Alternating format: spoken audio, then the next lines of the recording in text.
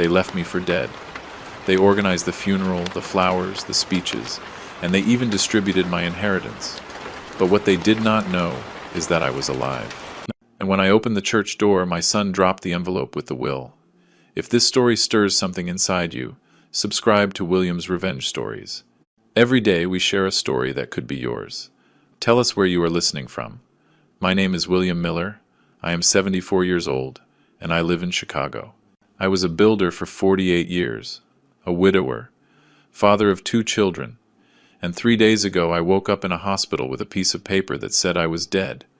Not sick, not critical, dead, with an official certificate, with a doctor's signature, with a funeral scheduled for tomorrow at 10 in the morning. And the worst part is not that.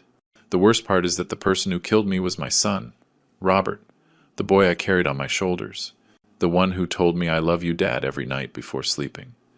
That same son signed my death certificate, and now he is organizing my burial. I open my eyes, and I do not know where I am. Everything is white, blurry. It smells like bleach. That cheap public hospital disinfectant. I have something in my nose. Tubes, many tubes. In my arms, in my hand. Adhesive tape pulling my skin. It hurts. Everything hurts. I try to move, but my body does not respond. My legs feel heavy like they are made of cement. My arms, too. I hear beeping. Machines. Distant voices. Where the hell am I? I blink. The ceiling light burns my eyes. And then I see her. A woman. White uniform. Black hair tied back in a ponytail. She is holding a blue folder. She enters without looking at me, checking papers, pen in her mouth. And when she looks up and sees me awake, everything falls from her hands. The folder hits the floor. Bam! The papers fly out. The pen rolls to my bed. She freezes, mouth open, huge eyes, and she steps back, 1 step, 2, 3, as if I were a dead man who came back to life, as if I were the devil. "Mr. Miller," she whispers, and her voice trembles. It trembles so much I can barely hear her. She puts one hand to her chest, the other to her mouth. You should not be awake." What? What does that mean? I try to speak, but my throat is closed, as if someone had squeezed my neck for hours. A groan comes out, an ugly sound, hoarse, like a wounded animal. My mouth tastes like metal, like old blood, like medicine. She approaches, slowly, nervous. She looks at the door every 3 seconds, as if someone could enter. She touches my wrist with cold fingers. Freezing. Or am I the one who is cold? I do not know. She looks for my pulse. She counts, her lips moving without sound. "I need you to stay quiet," she tells me. And there is panic in her eyes. Real panic. "Please, sir, please. If someone hears you, if someone comes in and sees you awake," she takes something out of her uniform pocket, a paper, folded in 4, with trembling hands, as if she had Parkinson's. She shows it to me, and I read, "Certificate of Death, State of Illinois, Department of Public Health." I read my name there, with all the letters. William Miller, 74 years old. Cause of death, irreversible cardiorespiratory arrest. Date, April 23rd, 2025. Time, 11:47 at night. Certifying physician, Dr. Henderson. Professional license, seal, signature, and below, with blue ink, someone wrote with clear handwriting, "Body delivered to family members for final disposition." "Sir, you are dead," she says it looking me in the eyes, and those words fall on me like stones, as if they were burying me alive. Dead. Me, William Miller, builder, the one who raised buildings with these hands. Father of Robert and Lily, grandfather of Mason, widower of Emma for 3 years. Dead. Legally dead. Officially dead. But I breathe, but my heart beats. I feel the beep of the machine. Beep, beep, beep, synchronized with my chest. "Your family already came yesterday," says Rose. I read her badge. "Nurse Rose, your son, your daughter-in-law, They signed papers. They took a body from the morgue. Not yours. Another one. Someone without family. A fake body. They are going to bury me, but it is not me. It is another. A stranger. Someone no one claimed. My stomach twists. I feel something coming up my throat. Acid. Bile. I want to vomit. Rose hands me something. A metal basin. I vomit. A little. Yellow liquid. Bitter. My stomach hurts. My ribs. They said his face was destroyed in the accident. Rose keeps talking softly, that no one could see him like that it was very strong, very traumatic, that the coffin had to be sealed. And my daughter? The question comes out broken, with a voice like wet paper. Lily? Did they call her? Rose shakes her head, slow, with pity in her eyes. Your son said she did not deserve to know, that she was always ungrateful, that she went to London and never remembered you again. No, that is not true, Lily calls me. Or she used to call me. Every week, every Sunday, at 8 at night. Dad, how are you? Did you eat well? Did you take your medicine? Until Robert started answering my phone. Dad is asleep. Call another day. And another day never came. Robert said that. My Robert. The boy I carried on my shoulders because he did not want to walk. The one who waited for me awake even if it was 11 at night, with red eyes, fighting sleep. Dad, you made it. And he would throw himself on me, and I would hug him even if I smelled of cement, of sweat, of a long day. They are going to hold the funeral tomorrow, says Rose, and her voice breaks, like glass breaking, at 10 in the morning, St. Jude Church, the one downtown. They already sent the invitations, by WhatsApp, by Facebook. They already paid for everything. The flowers, the wreaths, the choir, the priest. She stops, swallows saliva. I hear her swallow, and they are going to read the will afterwards. In the same parish hall. Your son already spoke with a notary, with a lawyer, Mr. Phillips. Everything legal, everything prepared. My will, the one I made 2 years ago when Emma died. Half for Robert, half for Lily. Fair, even, like Emma taught me. But Lily knows nothing. Robert erased her, and he is going to keep everything. Mr. Miller. Rose leans in, her face close to mine. She smells like soap, like coffee. I heard something 3 days ago. Your son and your daughter-in-law talking to Dr. Henderson. In the hallway, outside this room. They thought no one was there, but I was cleaning the room next door. The door was open. She swallows saliva again. I heard your daughter-in-law ask, how long? And Henderson answered, 2 days, 3 maximum. I already raised the sedation to level 5, and your son asked, and the certificate? When do you sign it? Henderson said, I can date it for yesterday. That way we accelerate everything. The funeral, the inheritance, everything. Rose looks me in the eyes, and I see tears there, falling down her cheeks. I lowered the sedation dose without anyone knowing. 2 days ago, when I heard them talking, when I understood what they were going to do, she wipes her face with her uniform sleeve. Fast. My mom died 2 years ago. Alone, in a nursing home in the suburbs, because my brothers did not want to take care of her. They said they did not have time, that they did not have space, and I worked double shifts. I could not be with her when she died, and I will never forgive myself. She grabs my hand, hard, but you still have a chance. You can defend yourself. You can get justice. I need to get you out of here. Now, before anyone notices.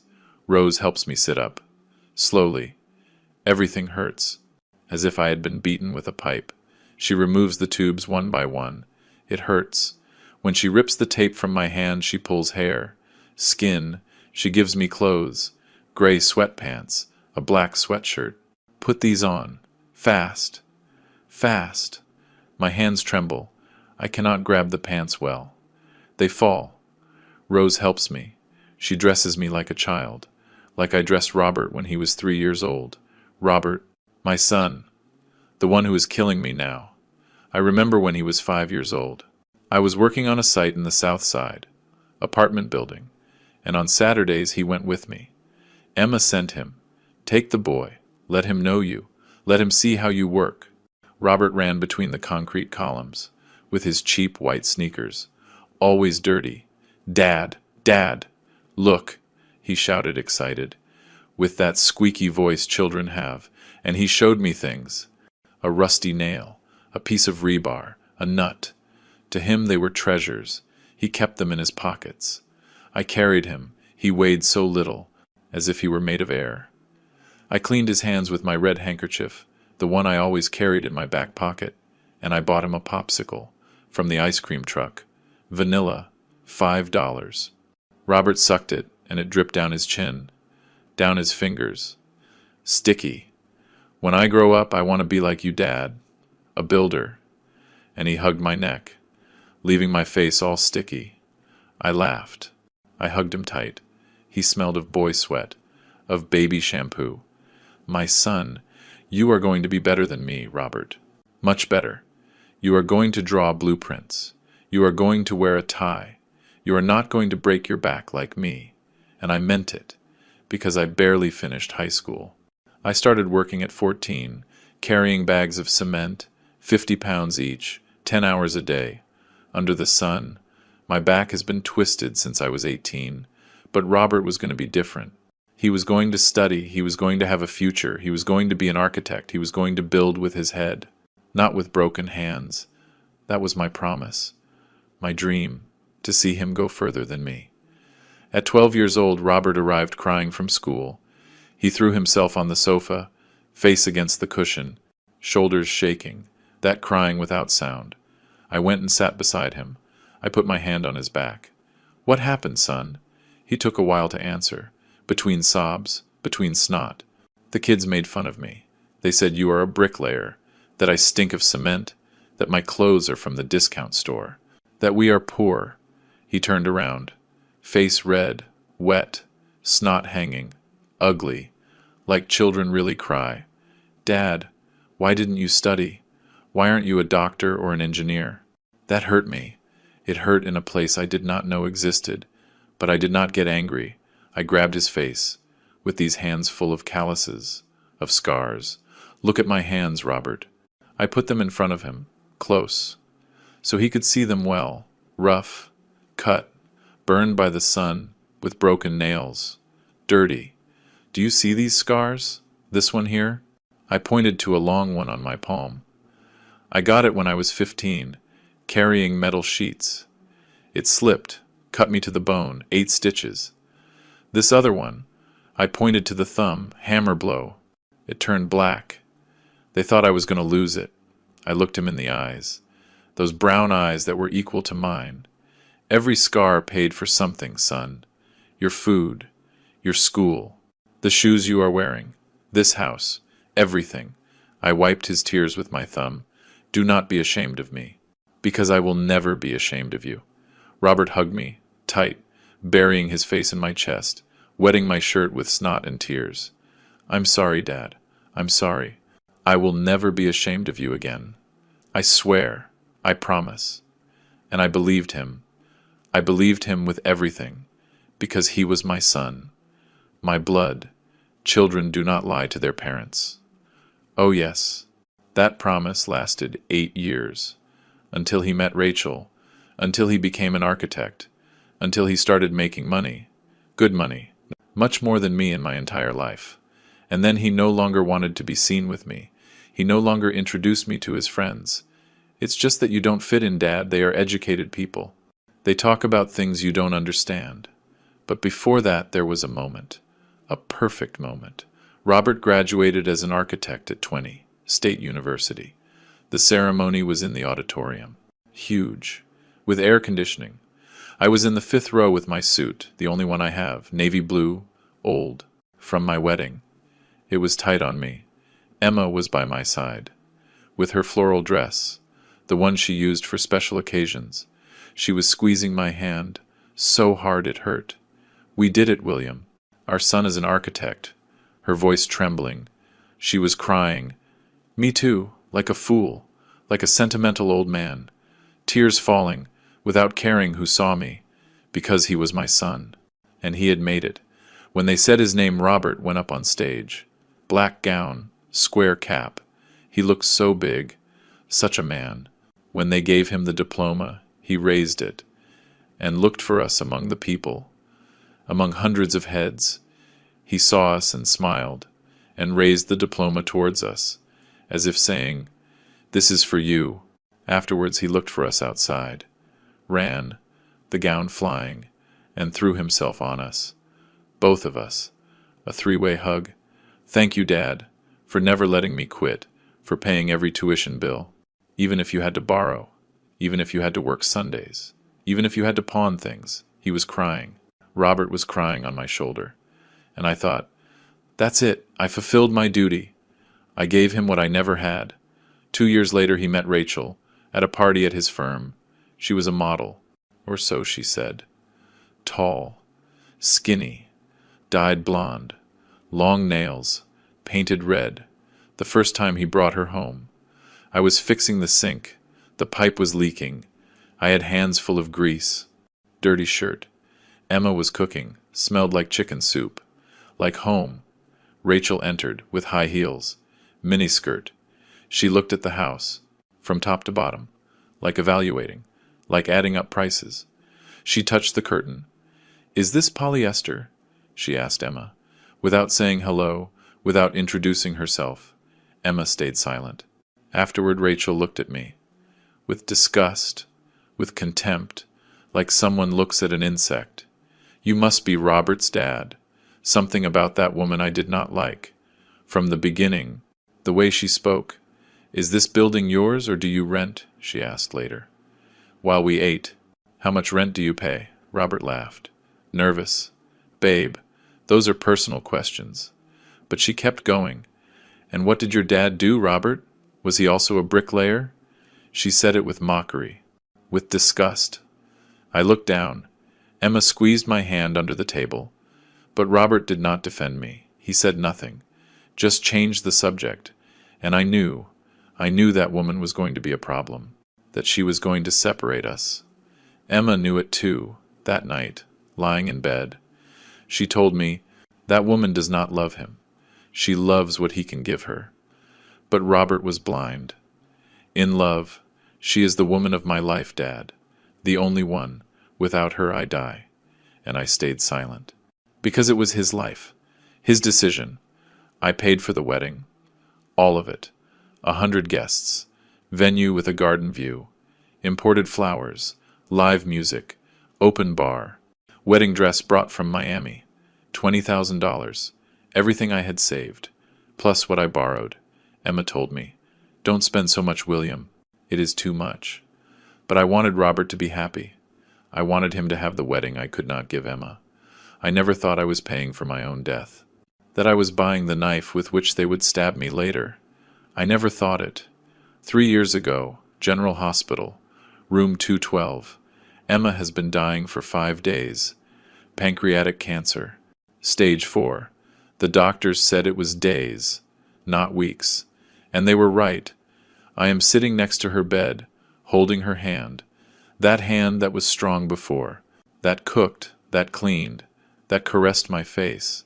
Now it is only bones covered in yellowish skin, cold, veins marked like maps. She breathes with difficulty, with a tube in her nose. Oxygen. Every breath sounds like it costs her life. And it costs her. I can see how she fights, how her chest rises and falls. Too slow, too weak. Her eyes are closed, but suddenly she opens them, looks at me and whispers, "William, come." I get closer. I stick my ear to her lips. She speaks softly, with effort. "Promise me something." Her voice is a thread. "Do not sign anything, anything, without Lily seeing it first. Do you hear me?" I nod. "Yes, love, I promise." But she squeezes my hand, with a strength I did not know she had. "No, swear it, for me, for our family. Swear it on the Bible. On our children. I break. I swear it, Emma. I swear it on the Bible. On our family. On you." She sighs, relieved, as if she had let go of a weight. "Rachel, that woman is going to destroy everything. She already started." She already put ideas in Robert's head. I saw how she looks at him, how she controls him, when I am not here. She coughs, blood in the corners of her lips.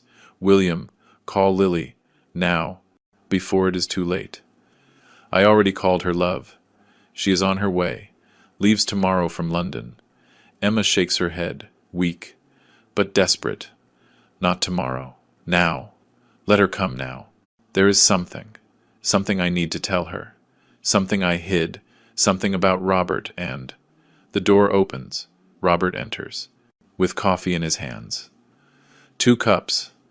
How is Mom? He asks, but his voice sounds flat, without emotion, without urgency. Emma closes her eyes fast, squeezes my hand, like warning. I answer, the same. The doctors say that. I know what they said. Robert interrupts me, sits down, checks his cell phone. His mom dying 2 meters away, and he checks Instagram. Did you speak with Lily? Emma opens her eyes, looks at me, waiting. She comes tomorrow, I say. Robert looks up. Tomorrow, too late. Mom won't make it to tomorrow. He says it like that, like a weather forecast. Emma lets go of my hand, like resigning herself. That night, Emma gets worse. 10 at night, the doctors run in. Her stats drop, her heart fails. They take me out of the room. Robert is in the waiting room, asleep, on the plastic chairs, sleeping while his mother dies. I wake him up. Robert, your mom. You have to go in. Now. He gets up, yawning, enters with me. Emma has her eyes open. She looks for us, sees me, then sees Robert, and a tear falls. Alone, silent. I reach out my hand, grab hers. I am here, love. I am here. She squeezes, weak, looks at Robert. Son, her voice almost doesn't come out. Take care. Take care of your father. Please, take care of him. Robert nods. Yes, Mom. I will take care of him. But his face says nothing. Empty. Emma looks at me.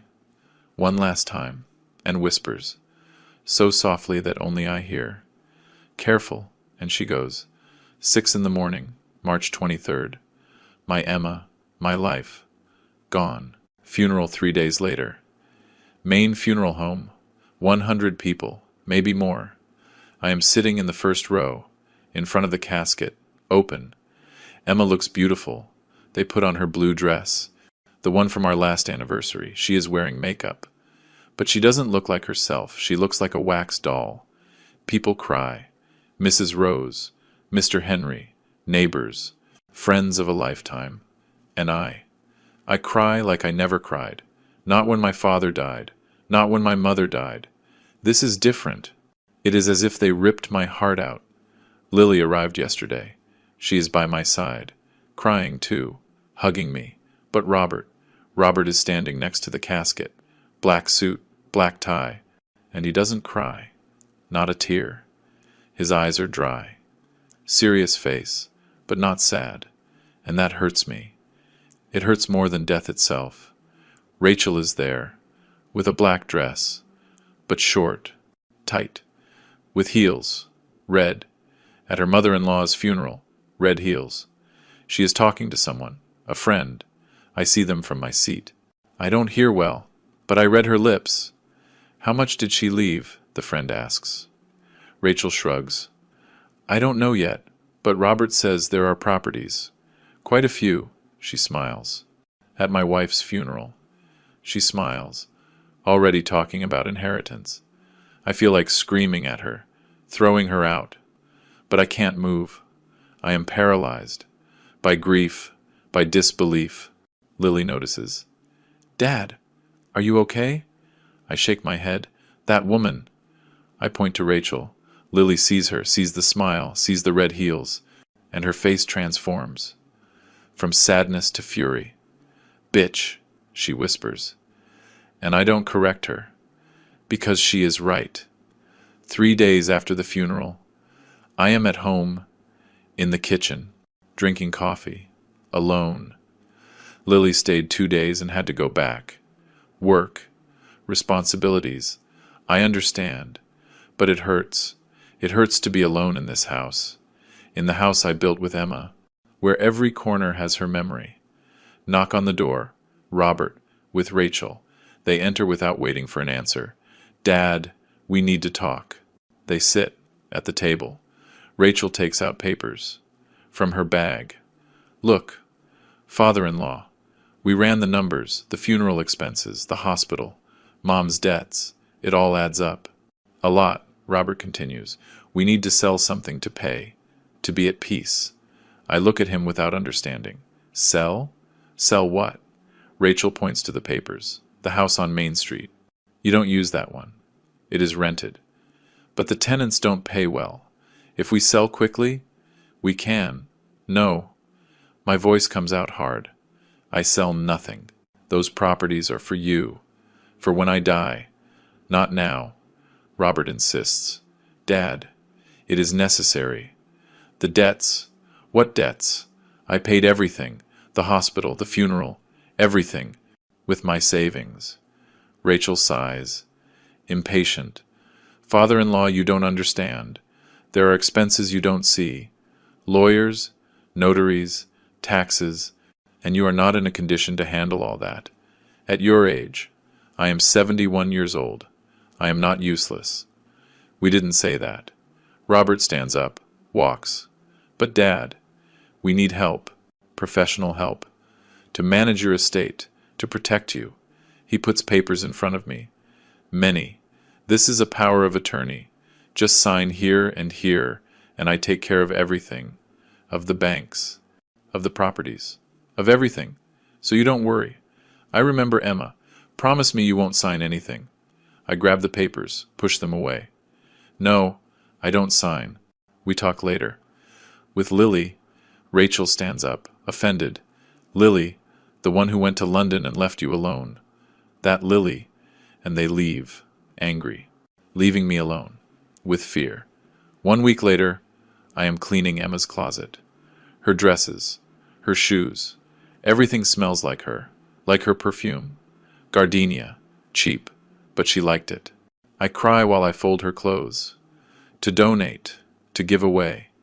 And I find something, a shoebox, hidden in the back, behind everything.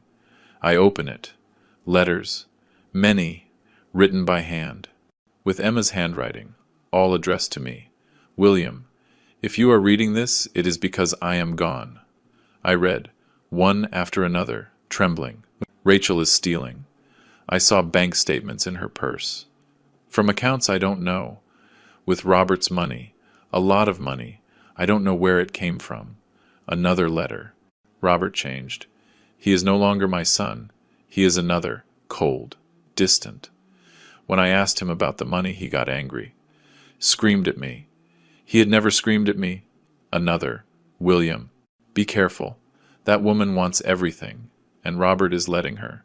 Do not sign anything. Please, protect yourself. I sit on the closet floor, surrounded by Emma's dresses, by her letters, by her warnings, and I cry. I cry because she was right. I cry because I didn't listen when she could tell me.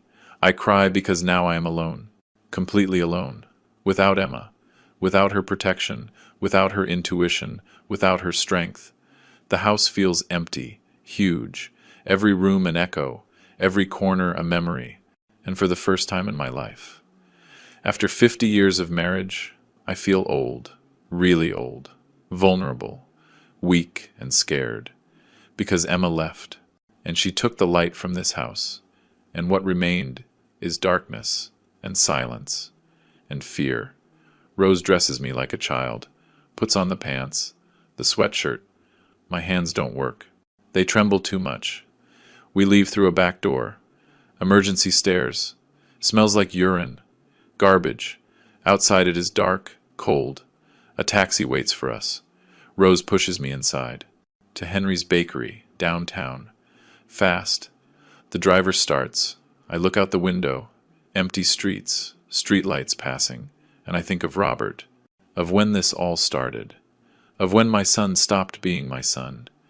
It was years ago, long before the pills, long before the hospital. It started the day Rachel walked into his life, and I saw it. My God, I saw it. And I did nothing. The first time Rachel looked at me like garbage was at Mason's birthday. My grandson was turning 7, April last year. I arrived with a huge gift, wrapped in red paper with gold bows. A tricycle, red, shiny, like the one I bought Robert when he was that age. It cost me $200, everything I had saved that month. Mason was in the garden, with other children, running. When he saw me, he shouted, "Grandpa, Grandpa," and ran towards me, arms open. But Rachel appeared, from nowhere, grabbed him by the arm, hard. Mason made a face of pain. "Mason, say hello to your grandfather, and go with your cousins," like that, like an order, like a scolding. Mason looked at me, confused. But Grandpa brought a gift. Rachel pulled him. "Harder. We open it later." "Go!" And she pushed him towards the other children. Mason went, head down, dragging his feet, and I stayed there, standing in the middle of the garden, with the gift in my hands, feeling like an idiot. Rachel looked at me, up and down, with disgust. "Father-in-law, there is food inside, sandwiches, soda," and she left, just like that, leaving me alone. I went into the house. There was a long table with food, cheese sandwiches, sodas, but there was also another table, more elegant, with white tablecloths, with canapes, with wines, with imported cheeses. That one was for the adults, for Rachel's friends. I sat in a corner, in a plastic chair, ate a sandwich, tasted like nothing. I watched Robert on the other side of the garden, laughing with his friends, men with brand-name shirts, with Rolex watches, with Ferragamo shoes, drinking wine, talking about investments, trips, things I didn't understand. Robert saw me once. Our eyes met, and he looked away. Fast. As if he didn't know me. As if I were a stranger. As if he was ashamed that his friends knew that old man with a home-ironed shirt and old shoes was his father. That hurt more than any blow. At 8 at night I got up. It was already dark. The children were still playing. Mason hadn't opened my gift. It was forgotten in a corner, next to other unopened gifts. I looked for Robert to say goodbye. He was on the terrace, smoking a cigar, with 2 guys, laughing at something. I approached. "Son, I'm leaving." Robert turned, surprised, as if he didn't know I was there. "Oh, okay, Dad. Thanks for coming." And he turned back, towards his friends, without hugging me, without walking me to the door, without anything. One of the guys asked, "Is that your dad?" And Robert answered, softly, but I heard, "Yes, he is leaving." That was all. He is leaving. I walked alone to the bus stop, 4 blocks. In the dark, my feet hurt, my shoes were tight. They were old, the sole was worn. I waited for the bus 30 minutes. It was cold. I sat on a bench, alone, and I cried, like a foolish old man, like a rejected grandfather, hot tears falling, without making noise. Because I already knew something had changed, that my son didn't want me around anymore, that I was a burden, an embarrassment, something to hide. After that night, I stopped insisting on visiting. "Dad, today we can't. Dad, we are busy. Dad, better another day." There was always something, and I stopped calling. Mr. Henry told me one afternoon. I was at his bakery, like always, drinking coffee with a pastry, chocolate. Henry sat across from me. "William, what happened with Robert? I don't see him around here anymore. He used to come every Sunday to buy bread, rolls for you. And not anymore." I shrugged. I didn't want to talk. It hurt to talk. "He is busy, Henry." Henry shook his head. "Busy my ass. Yesterday I saw him pass in his new SUV, a black BMW, tinted windows. He passed by here. Saw you sitting in the window, and accelerated. He didn't even wave. He looked at me fixedly. That is not your son anymore, buddy. I don't know who he is, but he is not the boy I knew." 3 months back, Robert came to my house, without warning, knocked on the door. I was watching television, the news. I opened. "Son, What a surprise! He entered. But he wasn't alone. He brought a man, young, 40-something, white shirt, tie, briefcase, Dad. He is Dr. Henderson. I want him to check you. I worry about your health. The doctor smiled. White as teeth. Perfect. Fake. Nice to meet you, Mr. Miller. Robert has spoken a lot about you. He shook my hand. Strong, professional, but there was something in his eyes, cold, calculating, like a used car salesman. He sat down, took things out of his briefcase, stethoscope, blood pressure monitor, flashlight, checked me, fast, pressure, heart, reflexes, and then the question started. Do you feel confused lately? Do you forget where you put things? Do you get tired walking? I answered yes to everything, because it was true. Yes, I got tired. Yes, I forgot things. I am 74 years old. It is normal, right? Henderson wrote everything down, in a notebook, with doctor handwriting, illegible. Mr. Miller needs medication. His pressure is high. His heart beats irregular, and there are signs of cognitive deterioration. Cognitive deterioration. Sounded ugly to me. Like disease. Like old age. Like useless. Robert nodded. Serious. Worried. What does he need, doctor? Henderson smiled. Supervision and controlled medication. I take care of it. Since that day, Robert came every day. At 8 in the morning. Punctual. With a plastic bag. With pills. 3 pills. 1 blue, 1 white, 1 yellow. Take them, Dad. They are important. And he gave me a glass of water. From the jug. I took them. Because he was my son. Because I trusted him. Because I thought he was taking care of me. But I started feeling weird. More tired. More dizzy. The days became blurry. I didn't know if it was Monday or Friday. I slept at 3 in the afternoon and woke up at 7 at night, without knowing where I was. My house, the one I built with Emma, started feeling like a prison, dark, cold, lonely. One afternoon I looked for the papers I signed. When Emma died, I kept them in a drawer. In the desk in the living room, power of attorney, I took it out, read it, slowly, word for word, and I understood. I had given Robert total control, absolute, over everything. My bank accounts, my properties, the building downtown, the house, everything, in case of mental or physical incapacity. My signature was there. With blue ink, Robert Miller is empowered to dispose, sell, transfer, mortgage.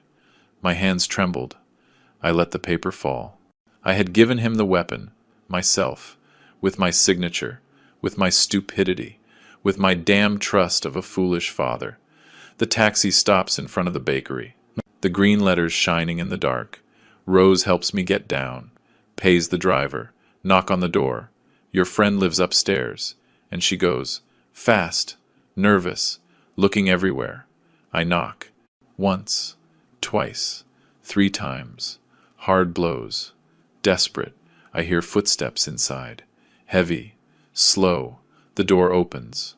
Henry, with striped pajamas, barefoot, white hair standing up, sees me, freezes, mouth open, and drops the coffee cup he was holding, smashes against the floor, pieces flying, coffee splashing.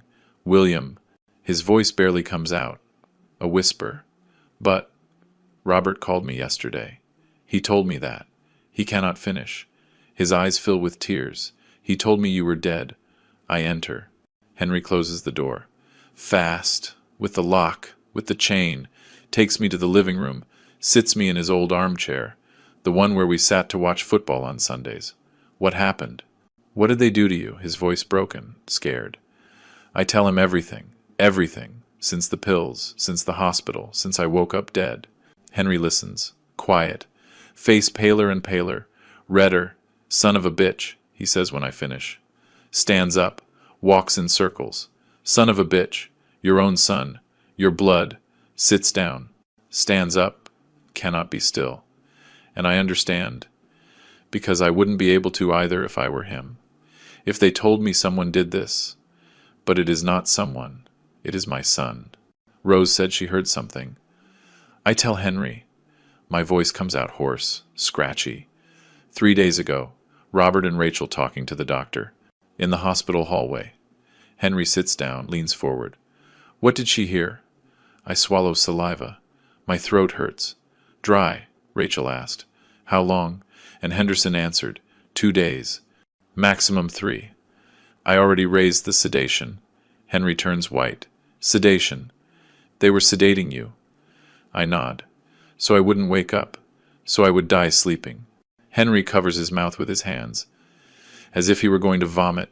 My God, breathes deep, strong. What else? They talked about the certificate. Henderson said he could date it for a day before, to accelerate the funeral. Henry stands up, goes to the kitchen, returns with water. Gives me a glass. I drink, slowly. The water is cold. It hurts to swallow. And your daughter, Lily? I shake my head. Robert didn't tell her. Said she didn't deserve to know. That she was always ungrateful.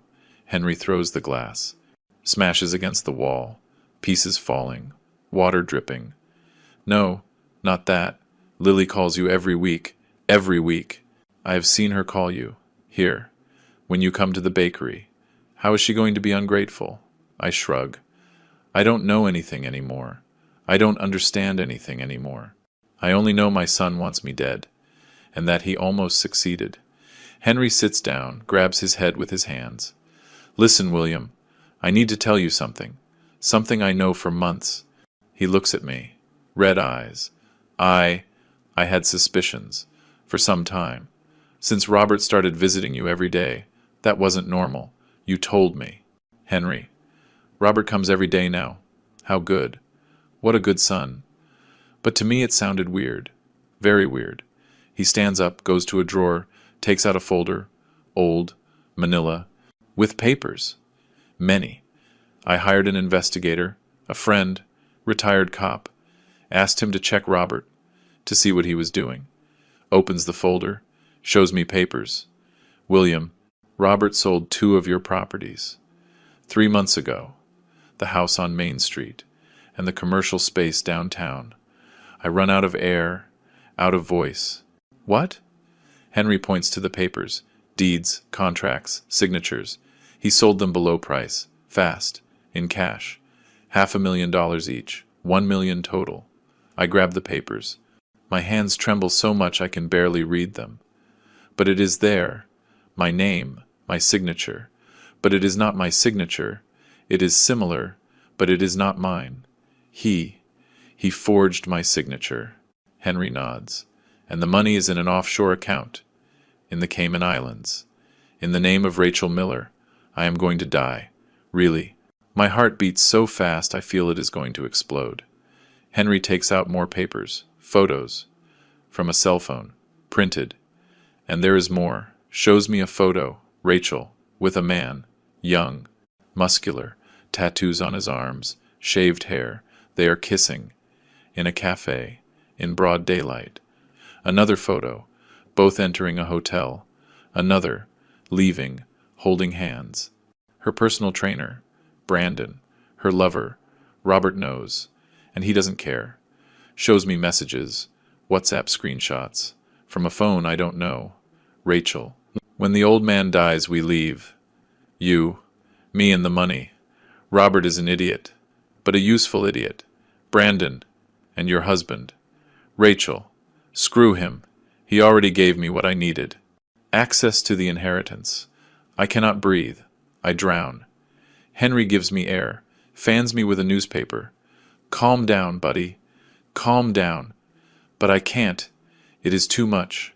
My son, my Robert, is robbing me, is killing me, and his wife is cheating on him, and he knows, and he doesn't care, because he has my money, because he can live well, because I am a nuisance that must be eliminated. Henry grabs me by the shoulders. William, listen to me. There is more. Something worse. Worse. What can be worse? Rose called me an hour ago, before getting you out of the hospital. She told me something else she heard. Something about a clinic. After the funeral, Henry breathes deep. Rachel asked, and after the funeral, what do we do with him? He cannot stay in the hospital forever. He looks at me fixedly, and Robert answered, Henderson has a private clinic. Up north, for neurological rehabilitation. We transfer him there after the burial. No one asks anything. And there Henderson finishes the job. Natural cardiac arrest, due to complications, and immediate cremation. I feel like I am going to faint. The room spins. William, do you understand what it means? They were going to kill you later, really, physically. So there were no loose ends. Legally dead now. Physically dead later. Without a body, without an autopsy, without anything. Henry grabs my face. But Rose saved you. Took you out in time. You are alive, but I don't feel alive. I feel dead inside. Empty. As if someone had ripped everything out. My son, the boy I carried, who I taught to ride a bike, who I paid for college, wants me dead. Really, not just on paper. He wants me erased from existence. As if I never existed. As if 50 years of work were worth nothing. As if my love was worth nothing. Henry hugs me. Tight. Cry, buddy. Cry. Let it out. And I cry. Like I haven't cried since Emma died. Strong sobs. Ugly. Without control. Chest shaking. Snot falling. Henry holds me. Like a brother. Like the only one I have left. When I calm down, Henry wipes my face with a towel. William, you need to contact Lily. Now. Right now. Before the funeral. She has to know. I take out my cell phone. From the sweatpants pocket, miracle it is still there, has low battery. 5%, I dial, from memory.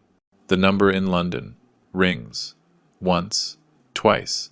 Please answer, please. Dad, her voice. Lily, my girl. After months, I break. Lily, daughter, I need you to come. Now. Already. Your brother is killing me. And I tell her everything, between tears, between sobs. She cries on the other side. I am going there. Dad, tomorrow. First flight. I swear. I hang up. Look at Henry. My daughter is coming. I am no longer alone. And Henry nods. You were never alone, buddy. I was always there. And I will always be. It is 4 a.m. Henry and I are sitting in his living room, in silence. He drinking coffee, me with water. I cannot drink coffee. My hands tremble so much I would spill it. Henry turns on his old computer. The screen flickers. Blue, black, blue again. William, you need to see this. Opens Facebook, enters his account, and searches. Robert Miller. The profile appears. Robert's photo, smiling, with a suit, with Rachel by his side, with Mason, a perfect family. Henry clicks on something. A post. From yesterday. 9 p.m.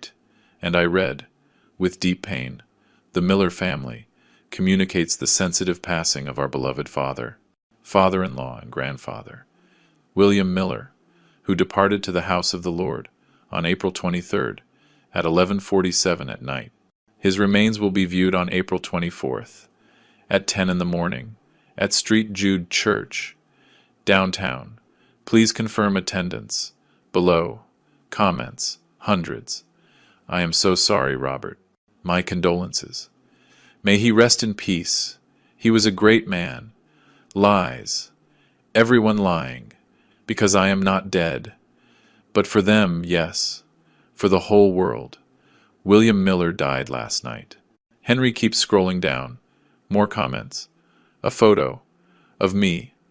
Old. From 10 years ago. When I still had black hair. When Emma lived. I am smiling. With a white shirt. At a family meal. Happy. Alive. And now that photo is my obituary. My farewell. Henry points to something. Look at this. A comment from Rachel. Posted 3 hours ago. Thanks to everyone for your signs of affection. My father-in-law was a hard-working and dedicated man. We will miss him a lot. The family asks for privacy in these difficult moments. They gave it 150 likes, 50 more comments, all saying the same. Condolences, peace, rest, and I am here, alive. watching my own funeral on a computer screen. And Lily? I ask. My voice comes out broken. Henry searches, enters my daughter's profile. Lily Miller, lives in London, UK. Her last post is from 2 days ago. A photo of a park with her nurse uniform. Long day, but satisfying. Nothing about me, nothing about my death. Because she doesn't know. Robert didn't tell her. Henry closes the computer. I called her old number. An hour ago. No answer.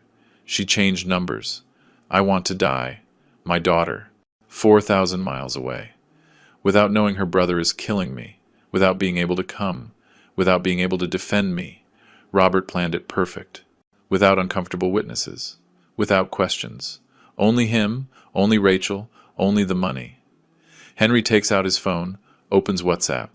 Look at what Robert sent me, shows me. A message from yesterday, 8 at night. Mr. Henry. I regret to inform you that my father passed away this morning. Massive stroke. It was fast.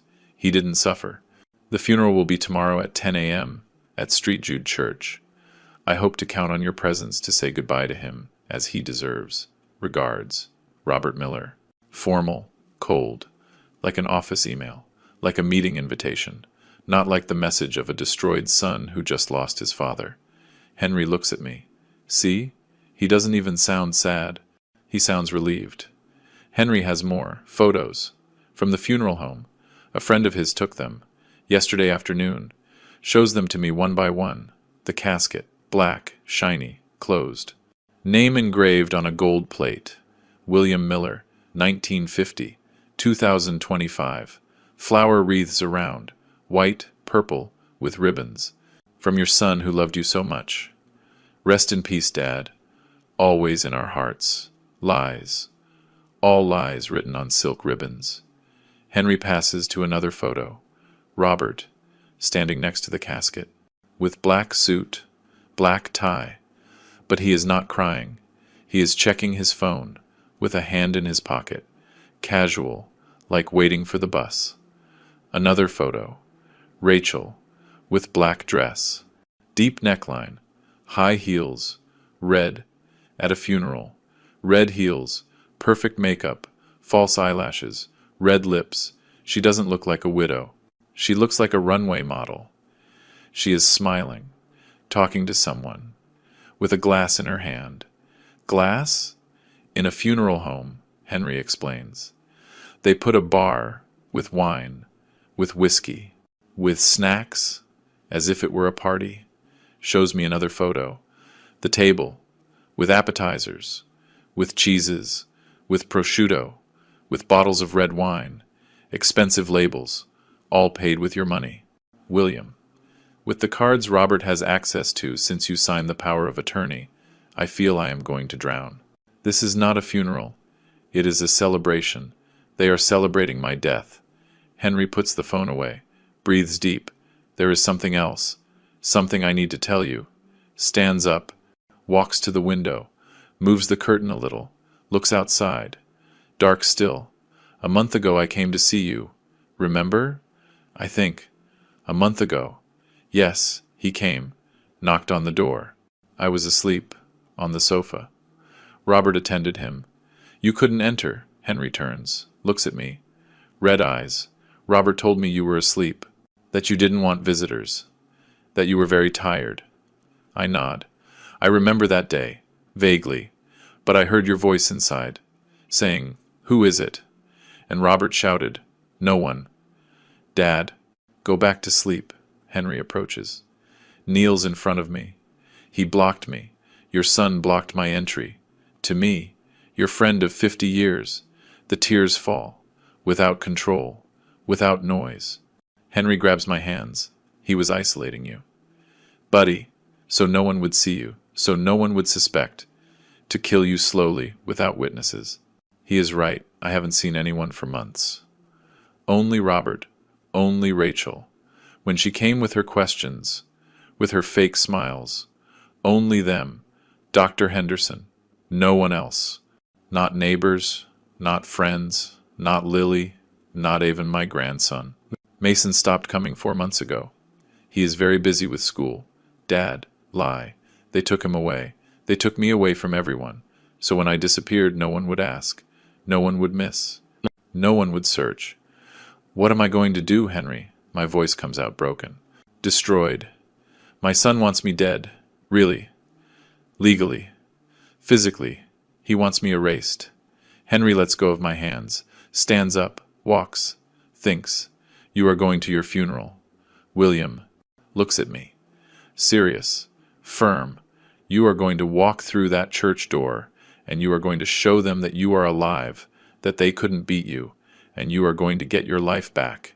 Your dignity. Your name. I shake my head. I can't. I am too old, too tired, too. You are alive, Henry shouts. Grabs me by the shoulders. Shakes me. Do you hear me? You are alive. And while you are alive, you can fight. You can defend yourself. Or are you going to let them win? Are you going to let them keep everything? Your house? The sweat of 50 years? Emma's memory? Emma, my wife, the one who told me to take care of Robert, to protect him. But she didn't tell me to protect myself from him. I look at Henry, and for the first time in days I feel something. Not pain, not fear. Rage, fury, hot, clean, just. You are right. My voice comes out different, stronger. I am going to my funeral. I am going to stand in front of my son, and I am going to show him he cannot kill me. That I am not a useless old man who gives up. Henry smiles. Sad but proud. That is my buddy, the William I know, helps me stand up. Now rest. Tomorrow is going to be a long day, the day the dead man resurrects. I cannot sleep. It is 6 a.m. Henry is in the kitchen making coffee. The smell reaches me, bitter, strong. I get up from the sofa where I tried to sleep. Everything hurts. My back, my legs, my head. I walk slowly. Henry sees me. Did you sleep? I shake my head. I couldn't. He serves me coffee. In a red cup, old, chipped, the same one I always drink from when I come. I have something else to show you. Takes something out of a drawer. A cell phone. It is not his. It is. That is Mason's phone. Henry nods. I took it from him a month ago. When he came to buy bread, he left it on the counter, playing with it. Then he ran out, without remembering. He turns it on. No password. Children never put one. Opens WhatsApp. Enters a group. The Millers. 3 members. Robert. Rachel. Mason. Henry passes me the phone. Read from here. Points to a message. From 3 months ago, January 20th. Rachel. I already spoke with Henderson. He says it is easy. Increase the dose little by little. Will look natural, like deterioration due to age. My hand trembles. I almost drop the phone. Henry holds it with me. Robert responds. How long? Rachel. 2 months. 3 maximum. Depends on how his body reacts. Afterwards, we can accelerate the process if necessary. Accelerate the process. They are talking about killing me. Like someone talking about a procedure. A repair. Something that needs to be finished fast. I keep scrolling down. Hands sweating. Phone slipping, Robert writes. And if he wakes up, and if he realizes something, my dad is stubborn. If he suspects, he will make a scandal. Rachel. He won't wake up, babe. Henderson knows exactly what dose to give him. It will keep him sedated, confused, unable to react. And if by chance he gets difficult, it stops. Accident. Falls down the stairs. Hits his head. Breaks his hip. At his age it is normal. No one can prove anything. And if he survives the fall, we finish him in the hospital. Henderson takes care of it. My stomach empties. I vomit. Right there, on Henry's kitchen floor. Yellow liquid. Acid. Burning. Henry wipes my mouth with a towel. Gives me more water. Keep going. You need to see everything. I don't want to, but I have to. I scroll down more. March 22nd. Message from Robert. Henderson confirmed. He has space in his private clinic up north. After the funeral and transferring the assets, we take him there. 2 days sedated and done. Problem solved, Rachel responds. And the body. We cannot leave it in a hospital. They will ask questions. Robert. Cremation. Immediate.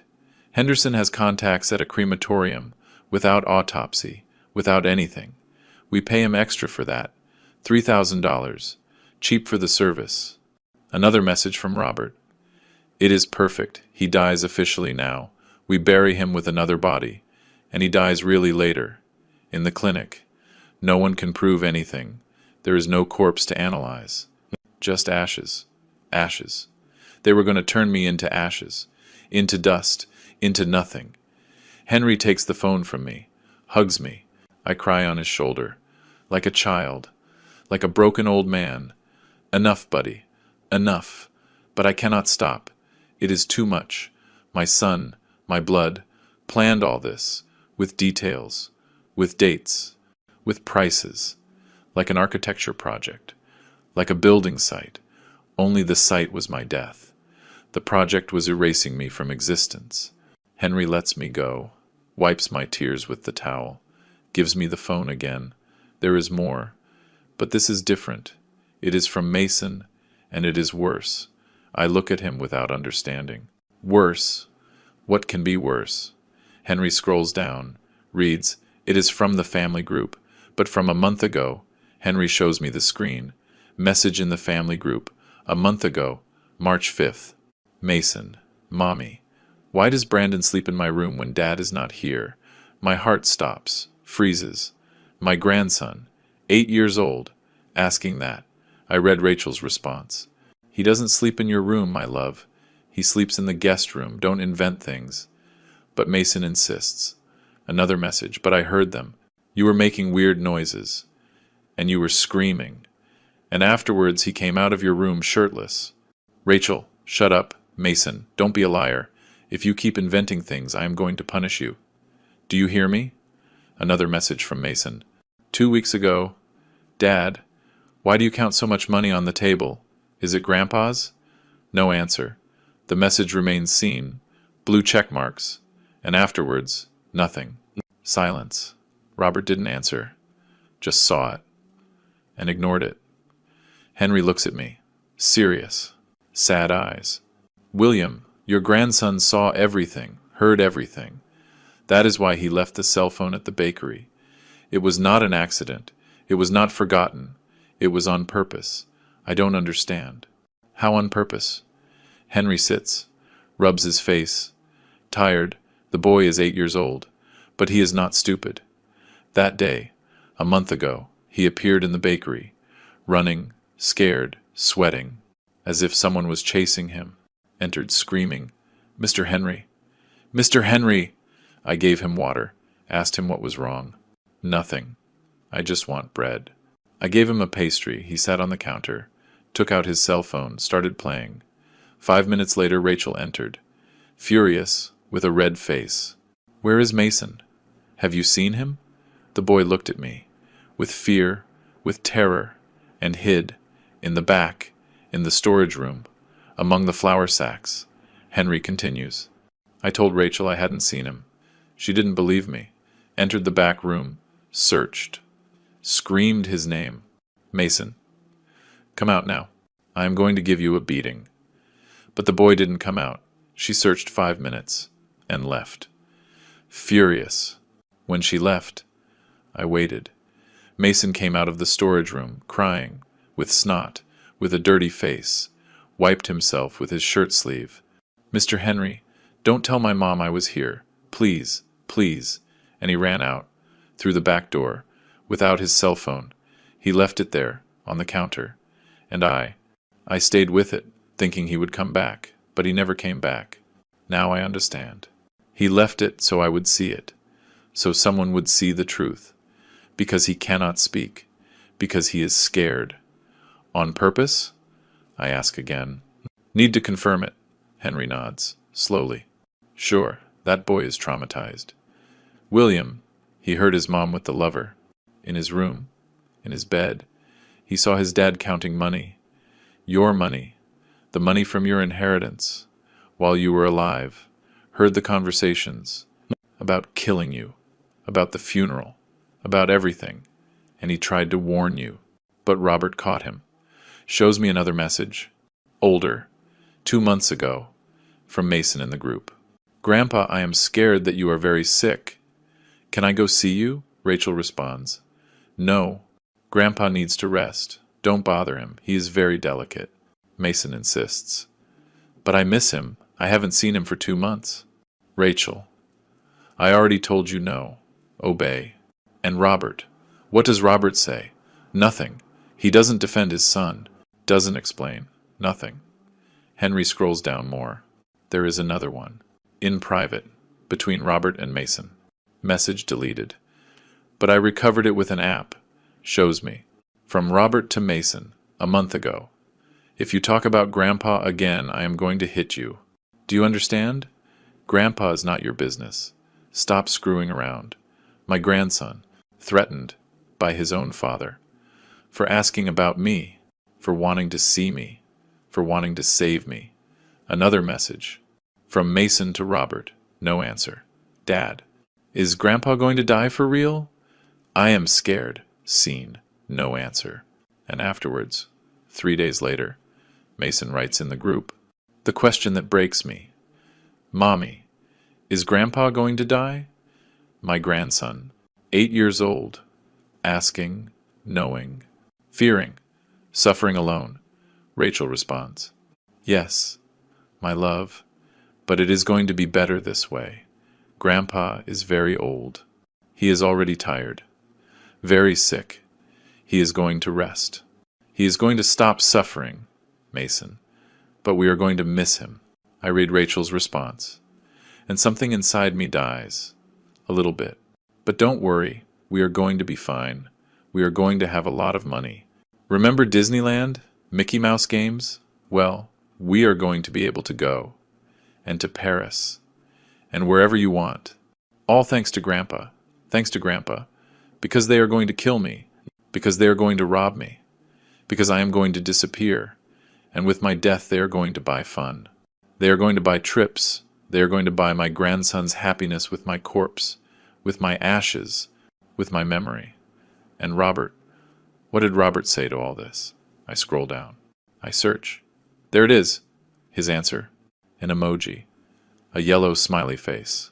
That was all. As if they were talking about the weather. About a movie. About what they are going to have for dinner. Not about my murder. Not about turning me into ashes. A smiley face. My son. The one I carried on my shoulders. The one I took care of when he had a fever. The one who cried on my chest when he was rejected. Responded with an emoji. Henry takes the phone from me again. Enough, William, but I cannot leave it. Keep going. Show me everything. Henry sighs. There are audios. From Rachel. To her lover. Play them. My voice comes out hard. Cold. I need to listen to everything. I need to see how far the betrayal goes.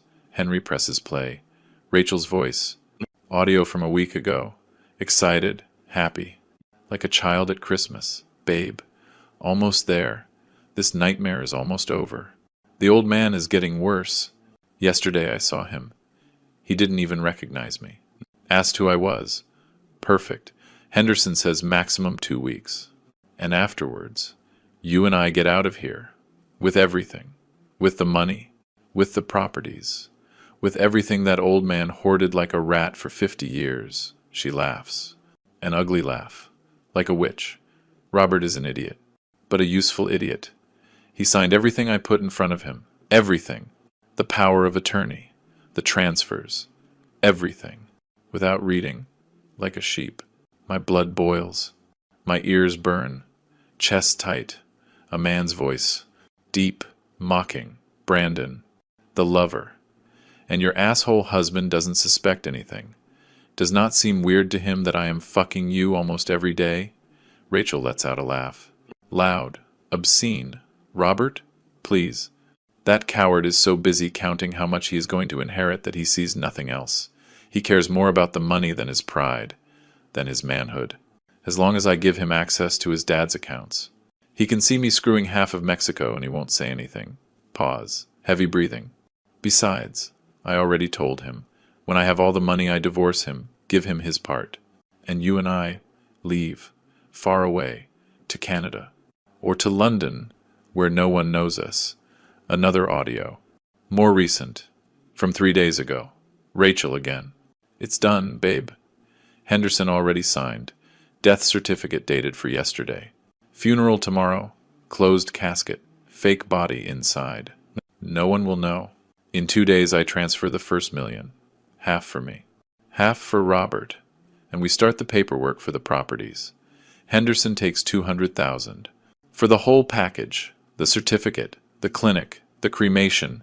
Everything included. She laughs again. It is like buying an all-inclusive package at a travel agency. Only instead of vacations. We buy the death of a troublesome old man. Henry stops the audio. Looks at me. I cannot speak. Jaw tight. Teeth grinding. Henry speaks for me. Your daughter-in-law, the mother of your grandson, speaks like that about you. It is not a question. It is a statement. Henry takes out more papers. Prints. Screenshots. 2 weeks ago, Rachel transferred $200,000 to an account in the name of Brandon Suarez. Your money. So her lover buys a condo in Cancun. Shows me the receipt. Bank transfer from my account. The one Robert manages. $200,000. March 22nd. And there is more. Your son sold 2 properties without telling you. Using the power of attorney. The house on Main Street. $500,000. And the place downtown. Another $500,000. Sold below price. Fast. To liquidate. The money is in the Cayman Islands. In an offshore account. In Rachel's name. $1 million. Disappeared. Stolen. By my son and his wife. I worked 30 years to buy those properties. 30 years of sun. Of tiredness. Of sacrifice. And they sold them in 2 months. As if they were trash. If you are listening to my story, please tell me in the comments where you are watching us from. Sometimes knowing there are people in the world listening gives me strength to continue. It is the night before the funeral. Wednesday, 10 at night. Henry and I are in his living room, reviewing everything. He has papers everywhere, photos, screenshots, recordings.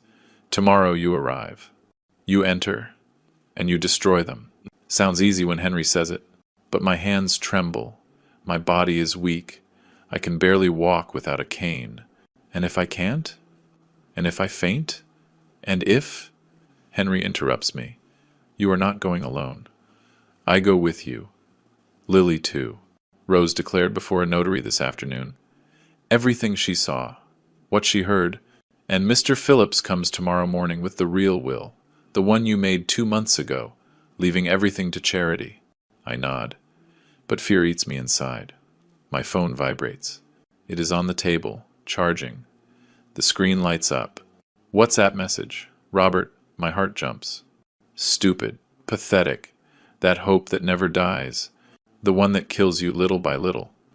I grab the phone, hands sweating.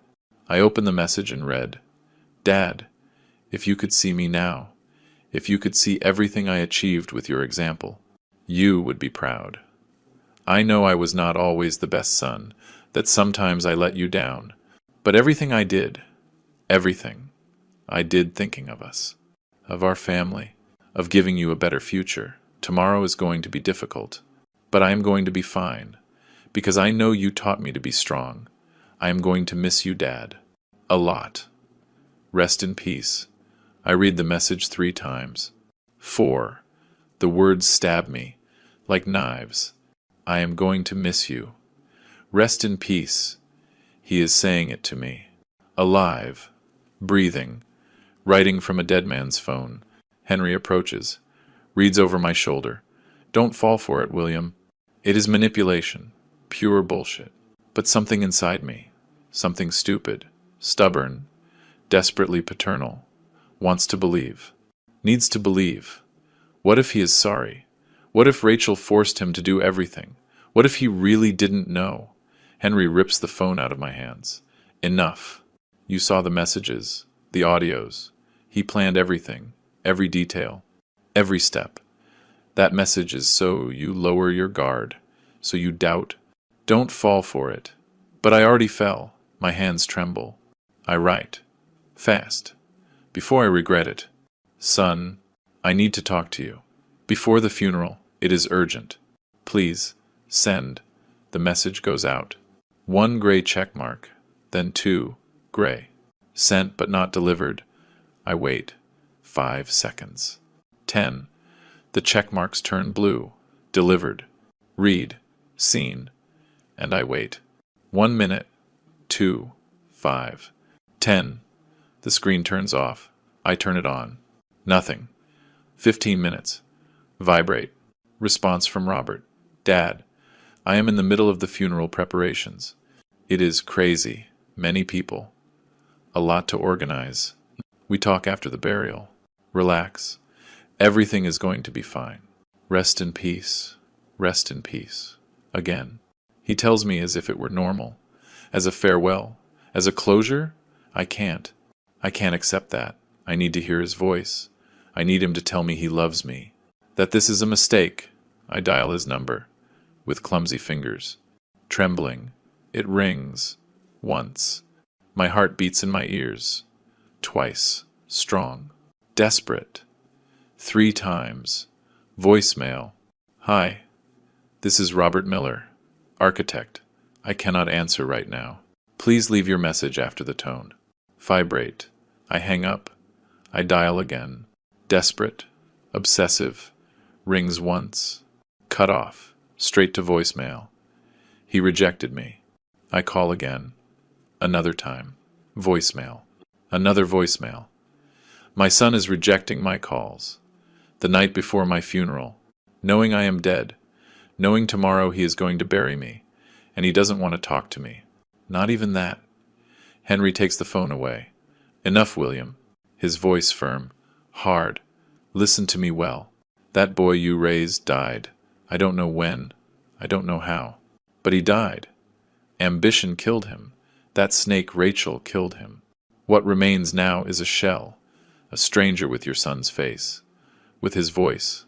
But it is not him. He grabs me by the shoulders. Shakes me. Tomorrow you are going to go to that funeral. You are going to stand in front of him. And you are going to bury the Robert you loved. The one who no longer exists. And the one who remains. That one is going to pay for what he did. I nod. But the tears fall. Hot. Bitter. Henry hugs me. Cry. Cry all you need. But tomorrow you stand like a man. Like the William who built buildings with his hands. And you reclaim your dignity.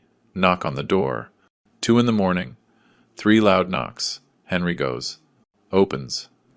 And a hurricane enters. Lily. My daughter. Suitcase in hand. Messy hair. Deep dark circles. Wrinkled clothes. But it is her. My girl. She sees me. And she breaks. Drops the suitcase. Runs.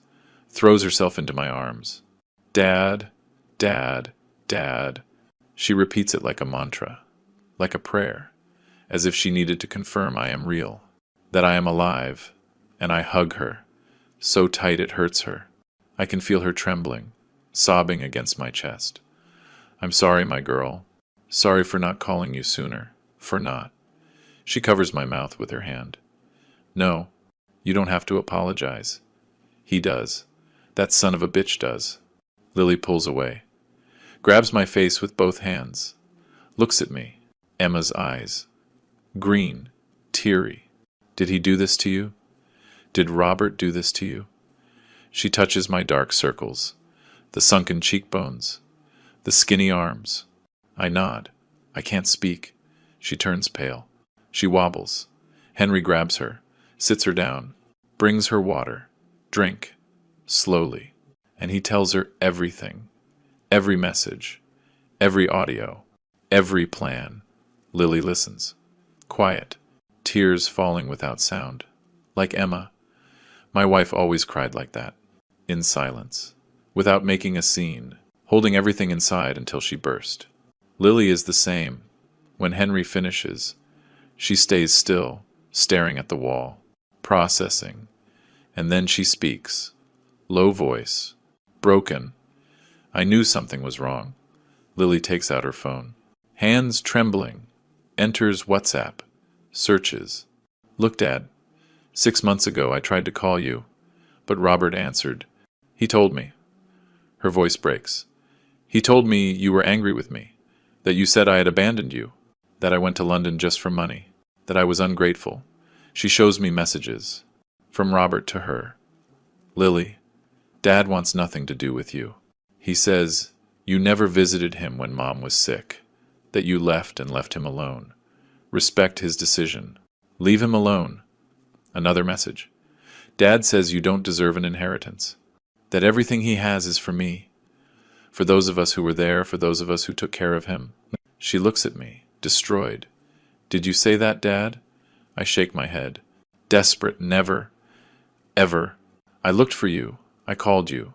But he kept me away from you. Lily finishes. She wipes her eyes with rage, with fury. He made me believe you hated me. And I believed him, because he is my older brother, because I thought he was really with you, that he was taking care of you. She breaks, cries, loud, ugly, with sounds of a wounded animal, and I hug her, and we cry together, for the lost time, for the lies, for the calls I never made because I thought she didn't want to know about me, for the times she called and Robert told her I was asleep, busy, angry, for the family Robert destroyed with lies. Henry lets us cry, brings us water, coffee, bread, and when we calm down he speaks. Serious voice, firm. Okay, enough tears. Tomorrow at 10 that son of a bitch is going to see what it feels like when the dead man resurrects.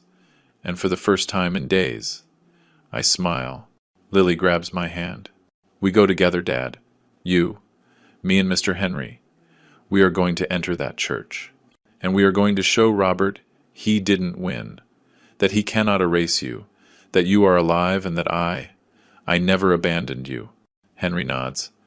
I have everything ready, the evidence, the audios, the messages, the true will. Tomorrow, Robert not only loses the inheritance, he loses his freedom. Rose already filed a report. The police are going to be outside the church, waiting. I stand up, slowly, with Lily's help. So tomorrow I am not going to my funeral. I am going to my son's, to the burial of the Robert I loved, because that one is already dead, and the one who remains. That one is going to pay for me, for Emma, for Lily, for everyone. Thursday, April 24th, 9 in the morning. Henry helps me dress. Everything hurts. My legs don't respond well. My arms are heavy. But I put on the suit. Black, the same one I wore at Emma's funeral 3 years ago. Smells like mothballs. Stored away, like memories. The white shirt, it doesn't fit me anymore. It hangs. I have lost 30 pounds. 40. The gray tie. Henry knots it for me. My hands tremble too much. Lily combs my hair. With water, with gel, trying to make me look presentable. You look handsome, Dad. She lies. I know. The mirror reflects a skeleton with skin. But I am alive, and that is what matters. That I am alive to face them. We get into Henry's car, an old white sedan from the 90s. Dented, but it works. He drives slowly, through the streets of downtown, 8 blocks to the church. I see normal people, walking, buying groceries, children going to school, normal life. While I am on my way to my own funeral, Henry parks half a block from the church. There it is. I see the cars. Many. BMW, Mercedes, Audis. Robert's rich friends. The ones who never greeted me when I arrived. Henry turns off the engine. Ready? No, I am not ready. But I nod. Let's go. Lily helps me down. Gives me the cane. Wooden. Old. The same one my father used. The one Henry kept all these years. We walk. Slowly. Me in front, Lily on my right, holding my arm.